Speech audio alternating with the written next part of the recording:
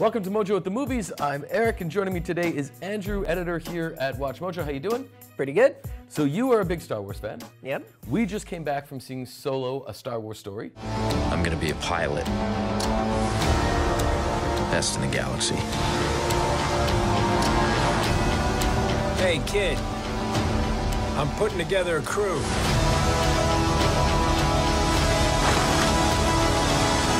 You in?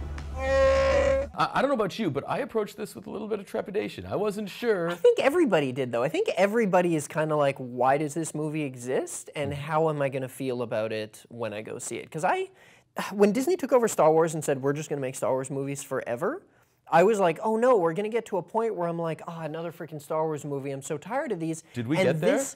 I felt like last night going to bed, yeah. I was like, I'm seeing Star Wars tomorrow morning, and I'm not excited at all. I had that same feeling, and I wonder if maybe we've gotten to that point. But fast. Then I saw this movie, and I also, I have to say, I really think this movie lives or dies by people's ability to buy Alden Ehrenreich as Han Solo, because, of course, Harrison Ford, how do you beat that performance? And so I was like, I wasn't sure. And then I saw the movie, and I came out of there, and I was like, yeah, I buy it. It might not be my favorite of all the Star Wars movies, but I think he does a pretty good Solo. What do you think?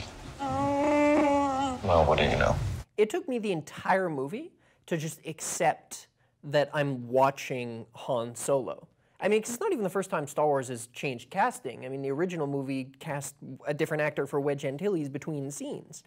But, right. And he did a really good job at replicating some of Han Solo or Harrison Ford's like mannerisms, the goofy, loose way he shoots his blaster, the fact that he calls it the Millennium Falcon instead of the Millennium Falcon. His posture, his swagger. All that was good, but there was just something about the movie itself, not his performance, that I just kept forgetting that this is Han Solo. I don't know what it was. Well, let's reel back a bit and look big picture. We can go granular in a second, but I just want to, in general, did this movie feel good to you? Are you, you're a big Star Wars fan. Are you happy with the direction that this movie went? My expectations were kind of low. And the movie definitely played it really safe. It actually played it safer than I expected it to, and that was really disappointing. But they did give a lot for Star Wars fans to enjoy. We get to see Corellia for the first time in the movies, because we've seen Corellia in the comic books and described in the novels and stuff, but like seeing it on the big screen for the first time, it's like, oh cool, this is the Corellia that I, as a Star Wars fan, have always kind of imagined, and I'm excited to be here. So I'm kind of still drinking the Star Wars Kool-Aid, right? I guess. So you have to take anything I say with a bit of a grain of salt, and that they've strategically put in stuff to placate people like me. Well, that begs the question, who is this movie made for? And we should, by the way, just mention, this is spoiler-free. So, don't worry, we're not going to ruin anything for you. We're going to do a spoiler review later on in the week. But, one of the big questions is this for Star Wars fans, people who are habitual Star Wars watchers, or are they going after a new fan base? Ultimately, they're going after a new fan base. This movie does more to create its own stuff, and reference existing stuff, whereas the previous movies are all built on the existing stuff. So this is meant to ultimately be a standalone, a movie. Right? It's meant to be standalone. It's not. It's not going to be, but it's definitely it's a new jumping off point. It's to try to get people who aren't Star Wars fans onto Star Wars, and then they just throw in the little nuggets for people who are Star Wars fans. So ultimately, it's not really a movie for existing fans. It's a movie to get new fans. How do you think it stacks up to something like Rogue One, which is the other standalone movie? As a movie, it's better than Rogue One in terms of like how it's paced, and it makes more sense, and most of the characters are a lot better. But as a Star Wars movie, Rogue One is much better. How so? So as a Star Wars fan, I prefer Rogue One by like a mile. Really? Yeah. Because Rogue One contributes to the Star Wars universe, whereas this movie is ultimately pointless. Okay, yes, and we talked about that after, and I think that's probably the biggest complaint people are going to have, especially before they go and see it. But without spoiling anything, aren't there certain things that happen here that do explain further, major plot points in subsequent movies? And aren't there, there's some major characters that we see coming back here or coming into play here that we can't talk about? But no, I wouldn't say that this is completely pointless. Well, okay, it's pointless if you care about like Han Solo, and the movie is called Solo, a Star Wars movie. Right. Look, it's a movie about Han Solo, and all of those little dialogue lines, the Kessel Run, winning the Falcon in a card game. We made a whole movie about all of those little throwaway lines. That's true. And that aspect of the movie is pointless. Obviously, they've put in big picture stuff that they're going to continue to build on and expand on their universe. But as a Han Solo movie, it doesn't really bring anything new. And I don't know if it needed to, because I would have been mad if they changed stuff. Like if you didn't win the Falcon from a card game, I would have been mad. What have you done to my ship? Your ship? Hey.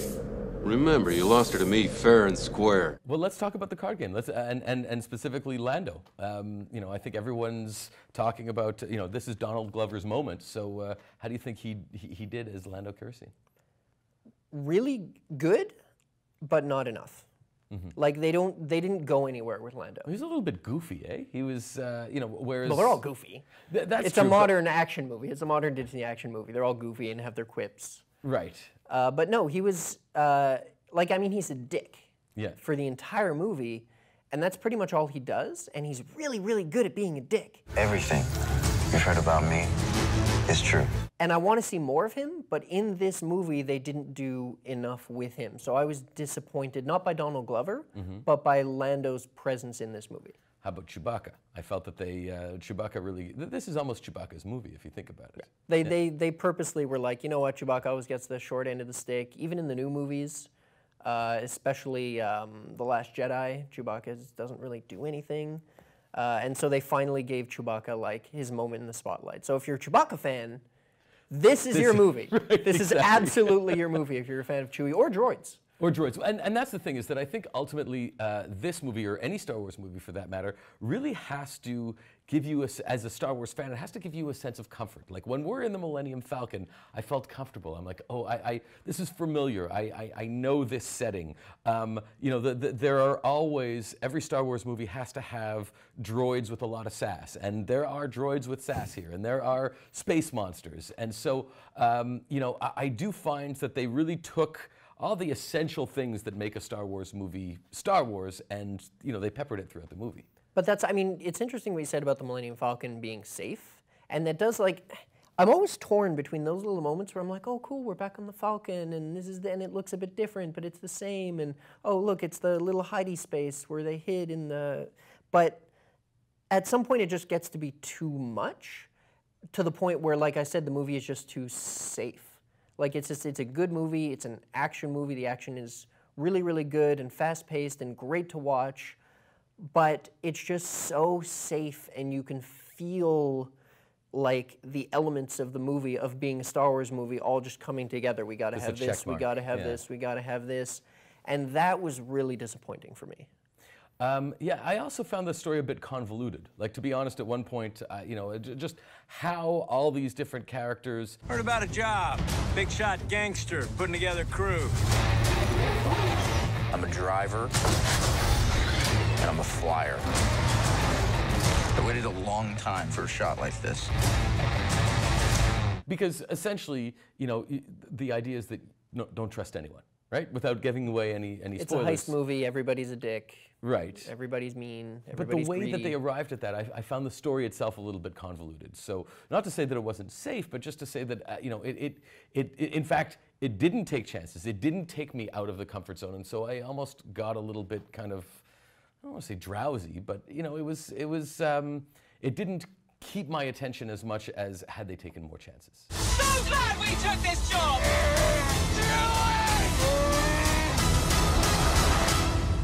It's kind of weird. It didn't really come together in the way that I think it needed to to become like a very memorable Star Wars movie. But this is interesting because we came out of there and we were pretty happy about it, and I feel that, you know, we literally just saw it. So I feel in the time since we left the theater to the time that we sat down, there's more of a negative tinge to how you're feeling about the movie. Well, that always kind of happens to me though. I walk out of a movie and I'm like, that movie was great. And then I either rewatch it or I think about it. I'm like, that movie was okay. I mean, I liked episode 1 coming. I remember walking out of the theater in episode 1 when I was like 13 and being like, this is the best Star Wars movie ever. And then as time went by, I was like, this is an okay Star Wars movie. And now I'm like, this movie blows.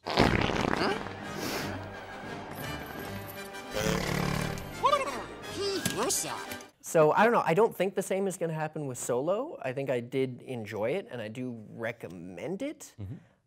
But if you're looking for something different or something new, this isn't it. And this definitely, I don't think, is the shot of morphine that the franchise needs. Well, there's a lot more to say, but I think, you know, anything else would really get into spoiler territory, so I think we should stay away from revealing anything too much. But stay tuned because we will have a spoiler review coming up this week. Final thoughts? I mean, I think that was just safe, disappointingly safe, but good action. Yeah, and he does a good job. He's great. Yeah. He's very good. So we'd love to hear your thoughts on this. And don't forget to subscribe to Mojo Talks, where we have plenty of other conversations like this. Thank you, Andrew. Thank you, you guys. Thank you, you guys. Yeah, we'll see you soon.